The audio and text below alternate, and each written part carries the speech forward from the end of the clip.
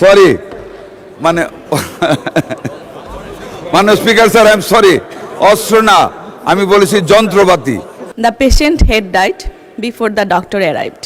ছোটবেলায় যে সেন্টেন্সটি পড়েছি মাননীয় স্পিকার, তখনকার যে পরিস্থিতিতে সেই সেন্টেন্সটি তৈরি হয়েছে, আজকের বর্তমান বাংলাদেশেও আমরা সেই বেহাল অবস্থা থেকে, স্বাস্থ্যসেবা থেকে বের হতে পারিনি।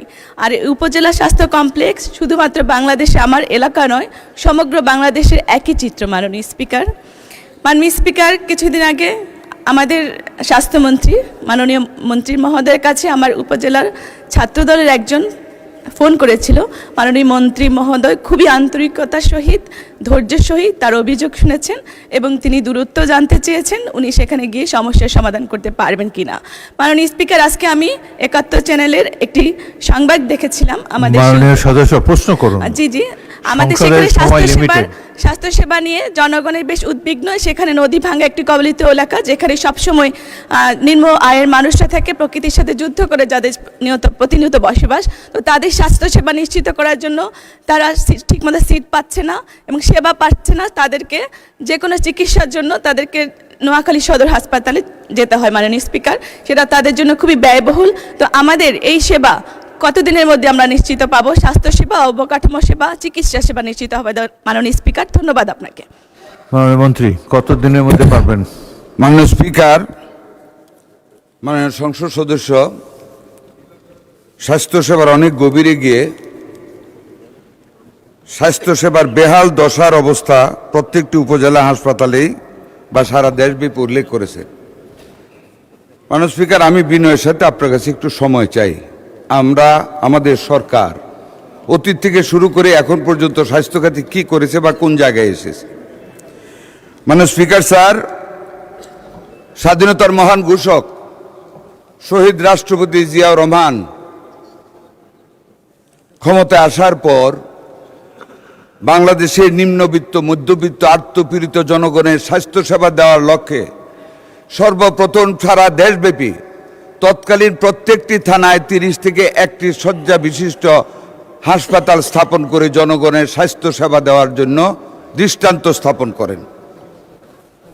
জনাব স্পিকার স্যার, তৎপরবর্তীতে কোনো সরকার এই খাতে মনোনিবেশ করেননি। 1991 সনে দেশমাতা দেশনেত্রী বেগম খালেদা জিয়া যখন দ্বিতীয়বারের মতন 2001-এ ক্ষমতায় আসলেন, বাংলাদেশের মানুষের স্বাস্থ্যসেবাকে নিশ্চিত করার লক্ষ্যে সেই দলেরই প্রধানমন্ত্রী বেগম খালেদা জিয়া সারা দেশব্যাপী সকল উপজেলা হাসপাতালকে 50 শয্যায় উন্নীত করে স্বাস্থ্যসেবা আরও উন্নত করেন। মাননীয় স্পিকার, জনাব স্পিকার স্যার, একই দলের, একই পরিবারের সন্তান বর্তমান মাননীয় প্রধানমন্ত্রী জনাব তারেক রহমান বাংলাদেশের সকল নাগরিকের সুস্বাস্থ্য নিশ্চিত করার লক্ষ্যে, সকল মানুষের নিকট স্বাস্থ্যসেবা আরও সহজতর করার লক্ষ্যে সারা বাংলাদেশের সকল 50 শয্যা বিশিষ্ট হাসপাতালকে 101 শয্যা বিশিষ্ট হাসপাতালে রূপান্তরিত করার ঘোষণা দিয়েছেন। মাননীয় স্পিকার, শুধু হাসপাতাল না, সাথে জনবল, অস্ত্র, মানে যন্ত্রপাতি, আইসিইউ এবং পোস্ট অপারেটিভ সেন্টার, সরি মাননীয় speaker sir, I am sorry, অস্ত্র না, আমি বলেছি যন্ত্রপাতি। আরে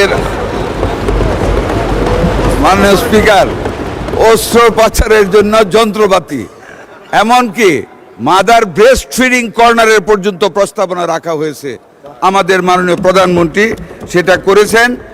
আমরা শুধু তাই না, সারা বাংলাদেশে 1 থেকে 2টা 1000 বেডেড হাসপাতাল with all the facilities, ICU থেকে নেওয়া, ওটি থেকে নিয়ে এভরিথিং, শুধু মহিলা এবং শিশুর জন্য 2টা স্পেশালাইজড হাসপাতাল করার প্রস্তাব করেছেন।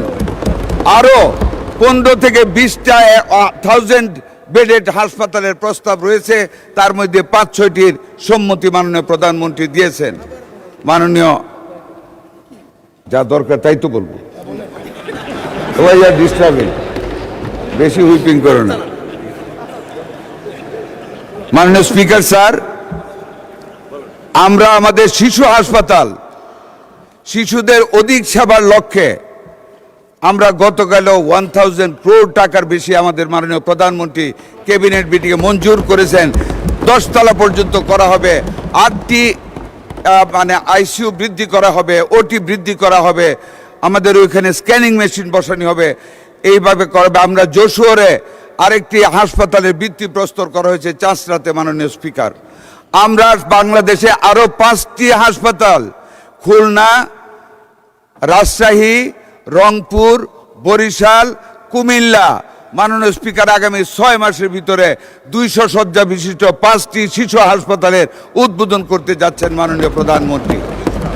এভাবে মাননীয় স্পিকার 8টি ক্যান্সার হসপিটালের মেশিনারিজ ইম্পোর্ট করা হচ্ছে, ফার্নিচারের টেন্ডার হয়েছে, ক্যান্সার হাসপাতাল আমরা উদ্বোধন করতে যাব মাননীয় স্পিকার। তারপরও প্রতিটা গ্রামে 1 লক্ষ স্বাস্থ্যকর্মী নিয়োগ দেওয়া হচ্ছে, যার মধ্যে 80% মহিলা নেওয়া হবে, মিডওয়াইফার, কেয়ার গিভার, নার্স।